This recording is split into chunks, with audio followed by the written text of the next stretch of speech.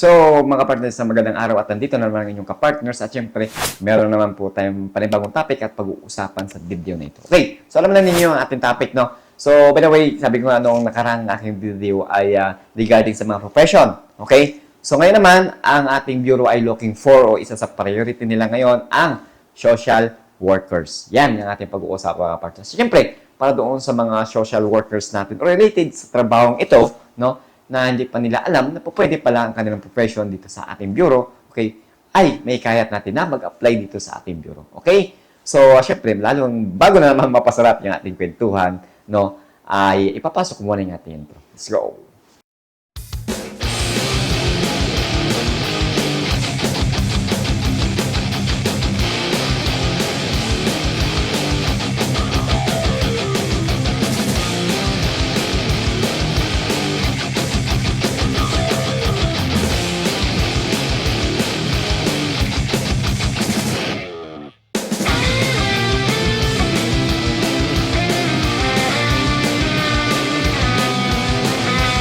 So, once again, ladies and gentlemen, mga kapartners, good day, no? At syempre, kamusta yung ating mga kapartners natin dyan, no? Naway na maging thinking positive lang tayo. Think positive lang po tayo sa pag-apply, no? Huwag tayong magiging negative, okay? So, ganun talaga mahirap ang pag-apply. Kaya nga nandito ako para syempre mabigyan kayo ng tips at gabay sa inyong pag-apply, mga kapartners. Okay, so, yan po ang ating topic, no? Regarding ito sa mga social workers. Isa naman po sa priority ng ating bureau ang ganitong klaseng profession. Okay? So, lahat ng related sa social worker, okay, at kayo ay may mga eligibility na, okay? So, ano nga ba ang mga eligibility? PRC, license, civil service, okay? Tawag nito, kung wala po kayo noon, is a penology exam, no? Yan ang ating eligibility entry natin yan. Okay, mga partners? Kung meron po kayo yan, meron na kayo eligibility, huwag na kayong mag-isip, mag-apply na po kayo dito sa BGMP or, syempre, any kind of branch of government. Tri-Bureau, mapa-PNP, mapa-BFP, at syempre dito sa BGMP. Okay? So, back to topic tayo, mga partners. Okay, mga partners. Sa social workers, okay, mga partners. Disclaimer, no? Pag sinabi kasing isa sa mga priority, mga partners, no? Ay marami pa, syempre. Ito ay iniisa-isa lang natin. Para syempre, hindi na tayo, doon tayo sa specific point na kailangan natin mabigyan ng aware at tips at gabay, no? Okay? So, dito sa social worker na to. By the way, sa mga social worker natin na mga kapartners na nakapagtrabaho na sa other branch of government, for example, sa DSWD, okay, sa mga social worker natin nagtatrabaho sa mga PhilHealth, Pag-ibig, yan. Mga partners, no, lahat ng nabanggit ko na pagtrabaho sa other branch of government, no, isa yan sa advantage ninyo, mga partners. Okay? So, sa mga nakapagtrabaho dyan, nagkaroon ng experience sa government, ay advantage na ninyo yan. Okay? Advantage na ninyo yung naging experience ninyo. Okay? Siyempre, advantage na ninyo dyan, yung mga partners, is yung mga proseso sa pag-a-apply. Ayan. Okay? At syempre, advantage na ninyo yan dahil meron na kayong experience pagdating sa inyong profession. At syempre, nanggaling na kayo sa government. Okay? So, tulad ko, mga partners, from non-uniform personnel o civilian employee sa government into uniform personnel dito sa BGMP.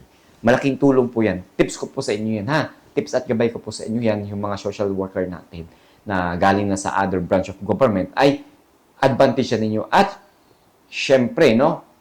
Sa pag sinabing advantage, alam na natin yung proseso sa pag-apply. Kung anong mga requirements, okay? Kung anong dapat natin gawin, kung anong dapat natin isagot, kung ano yung mga movements natin. Okay? So, isa yan sa advantage natin, no? Na galing sa other branch of government. Okay? So, mga partners, dito sa social worker, disclaimer sa mga hindi ko mababanggit, no? Dito sa social worker. Kasi pag sabing social worker, marami yan. Maraming related yan. Okay? So, syempre, dito, hindi ko na po isa-isahin yung pagpasok sa mga social worker. Okay? Basta pag social worker, related yan, at meron kang eligibility, apply po kayo. Okay? Dito sa video na ito, ay gusto ko lang po kayong maging aware. Okay? At, syempre, mahikayat na mag-apply dito. No? Sa mga umaasa pa rin ng mga ibang bansa, at meron naman kayo eligibility at pasok pa ang inyong edad or qualified pa kayo, apply na kayo dito. Okay? Baka dito ang inyong future. Okay, mga partners? Okay. So, by the way, baka may magtanong, sir, isa ako sa sinasabing social worker. Ang aking profession is social worker. Ano po ang magiging function ko? Ano magiging trabaho ko? Mai-apply ko ba sa BGMP yung aking profession? So, ang sagot ko po dyan, mga partners, yes po. Pwede at pwede ninyong ma-apply ang inyong profession. No? At ang magiging function nyo rito, minsan, meron tayong mga profession na medyo malayo doon, no? Yung function nyo doon sa profession nyo. For example, kayo ay social worker. Napunta lang kayo sa escorting, sa custodial, yan. So, medyo malayo, no? So, by the way, ganun talaga. Kasi ang BGMP sa kabuuan, no? Isang uniformado yan. Isang uniformadong organisasyon yan. No? Itong BGMP. Pagpasok mo, isa ka ng uniformado. Okay? Pag sinabi kang uniformado, kailangan flexible ka. Kung saan kayo ilalagay ng bureau, kung anong designation, ay tatanggapin po natin yan. Okay? So, dito po, syempre, itong mga technical na profession, no? So, yung ganitong klaseng technical na profession, mga partners, ay kadalasan ay nai-apply talaga. No? Nai-apply yung profession niya sa, okay, field. Yan. Lalo na dito sa BGMP. Okay? So, pag sinabing social worker is medyo malaki rin ang sakop nito. Okay? So, kaya malaki din ang tulong nito sa, dito sa bureau. Okay? So, I think pag ikaw ay social worker, pwede ka sa WD. Okay? Dito ay, syempre, pasok na dito yung mga tuturuan nyo yung mga PDL, mga learnings skills na may tuturo ninyo sa mga PDL. Okay? So, yung mga parents, kapag kayo ay nakapasok sa isang uniform organization, no? Flexible tayo, sabi ko nga, no? Kung ano maibigay sa inyo ng bureau, tatanggapin natin yung kang designation, anong magiging function, tatanggapin ninyo. Dahil dito po, mga partners, sa aking naging experience, no, ay matututunan mo lahat ng trabaho. Okay? Iikutin mo yan, okay? Kung gusto mo maging malawak ang iyong maging function, no? Maging malawak ang iyong kaalaman, ay pwede mong ikutin lahat ng function, lahat ng designation.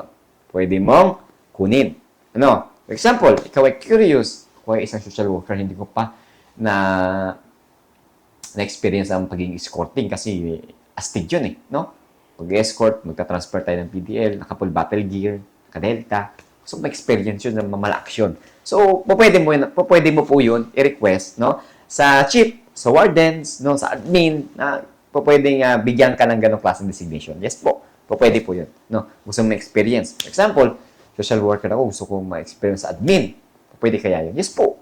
Pwede po kayong mag-request or kausapin yung admin, ma'am, pwede ba akong magkaroon ng ganitong klaseng designation or function? Yes po, bibigyan po kayo nun kapag available pa at pwede pa at kinakailangan pa ng personnel doon sa unit na yun. Okay, mga partners, nagkaintindihan ho ba tayo? No. So, hindi naman po, pag sinabing kita ng profession mo, ay doon lang yung gagawin mo. No. Hindi po. Hindi po ganyan sa pagiging isang uniformado. No. So, dito po ay flexible tayo. Lahat dito ay matututunan natin, mga partners. Okay? Siyempre, kung ka naman ay willing na matuto sa other profession, other trabaho, other function, ay mas maganda po yan. Magiging smooth ang trabaho natin dito. Okay? So, yung mga partners, no? So, calling up attention sa mga social worker natin, no? Dahil binibigyan po kayo ng priority ng ating bureau. Okay? Kahit kayo ng ating bureau na mag-apply dito sa BGMP. Okay? So, it's up to you. Kung ikaw ay isang social worker at interested or not interested ka, ay nasa sayo pa rin yan. Ikaw kasi gagawa ng sarili mong future. Okay, mga partners, no? Walang sapilitan dito. Itong video na to, ang purpose nito ay syempre para maging aware, kung maging interested kayo. Baka fit kayo dito sa ganitong klase ng trabaho. No? Fit kayo sa ganitong pagiging isang uniformado. Fit kayo sa magiging trabaho niyo sa loob ng piitan. Yan, syempre, no? So, by the way, mga partners, no, sa mga hindi ko nabanggit dito, no, ay lalo na sa mga social workers natin dyan, related yung trabaho nila o profession nila, na may mga question para maliwanagan, feel free to comment below, mga partners, no? Sa mga nag-experience na agad-agad ko naman po nasasagot ang inyong mga comment kapag nag-pop out sa akin yung inyong comment. Okay? Pag available naman po ako, sa agad-agad, sasagutin ko yan, no? sa abot ng aking kakayahan, no? Sa abot ng aking kaalaman, at syempre, sa abot ng aking naging experience. Okay? So, mga ka-partners, no, lahat ng binabanggit ko rito, legal sa function, trabaho, yan, ay na-experience ko po. Okay? Kasi nandito na tayo sa bureau. Gusto ko lang na ma-share sa inyo yung aking kaunting kaalaman, yung aking kaunting tulong na maging aware kayo sa inyong papasukang bureau. Okay?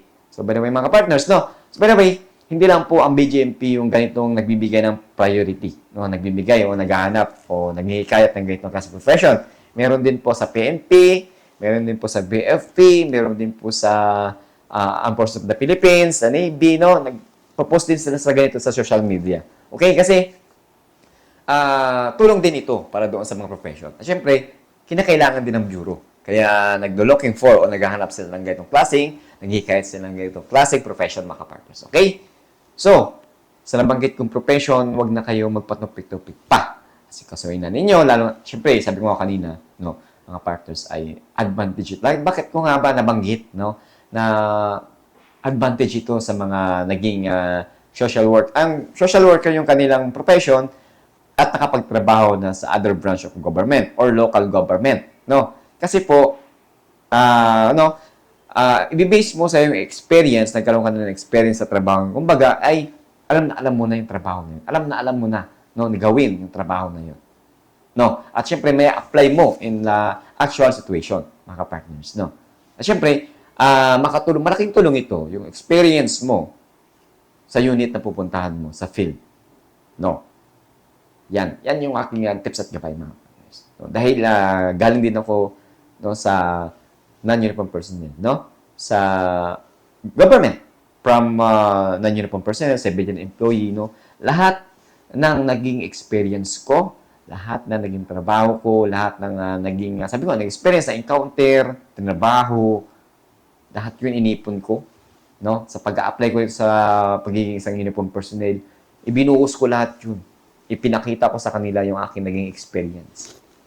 Kaya, syempre, parang kuminang, di ba? Kung ikaw ay isang social worker at meron ka ng idea, meron ka ng experience, galing ka na sa ibang government, siguro, panahon mo na to, time mo na mag-shine. No? Ipakita mo na yung aking profession ay na ipakita ko na sa ibang government. At dito naman ipapakita ko ngayon. At syempre, baka makatulong ako sa bureau na ito. Okay? So yun, mga partners. No? So hanggang dito na lang po muna yung ating video. No? Sa social workers natin dyan, o sa mga related sa social worker kanilang profession, no? Isa kayo sa priority ng bureau. Okay, mga partners? At, by the way, disclaimer sa mga hindi ko pa nababanggit dito na profession, huwag kayong mag-alala. Gagawin natin ng review yan. At baka, isa kayo sa magiging isa pa sa mga priority ng bureau. At, syempre, baka mabigyan pa kayo ng consideration. No, malaking puntos yan kasi pagkaya nag-post ang isang bureau, lalo na lang sa BGMP, looking for ganitong klaseng profession, ay may puntos na po kayo doon. May additional puntos na kayo doon. Ibig sabihin, priority kayo, no? Kinakailangan kayo ng bureau. Ayan. No? Isa kayo sa kailangan ng bureau. Okay? So, para siyempre paganda ang structural ng ating bureau. Pagpapatakbo ng ating bureau. Di ba? Magiging professional lalo. Okay? Dahil profession mo yun eh. Ni-apply mo dito sa BGMP or other branch of government na profession mo at kinakailangan ka ng bureaus na yun. Okay, mga partners, hanggang dito na lang po muna at maraming salamat sa ating mga subscriber. Maraming salamat sa ating mga aspirant applicant, sa ating mga ka-partners dyan na kahit nasa servisyo na ay nanonood pa rin ng ating mga video na ina-upload. Yan, mga partners. No? At like ko sinasabi, always think positive sa buhay kahit na mahirap. Gawin natin, positive pa rin. Okay? Bilang isang aplikante, dapat be a professional. Okay? Be a confident sa lahat ng bagay. Kailangan yan, be a confident.